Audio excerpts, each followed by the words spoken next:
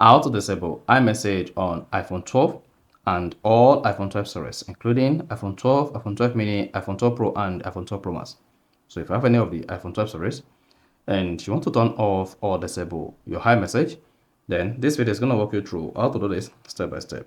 So if you don't this, you found this offer informative, please don't forget to like and then subscribe. Now, to disable iMessage on your iPhone 12, all you just need to do is go ahead and open the settings app on your iPhone. Once you open the settings app, scroll down, click on apps, then scroll down the page, just keep scrolling to get to messages, and then click on it. Once you click on messages, you need to go to the messages settings page. On this page, locate iMessage. To disable your iMessage on your iPhone, just toggle this off. Then hang on. Once this is disabled, then you should see iMessage uses wireless data to send messages between Apple devices.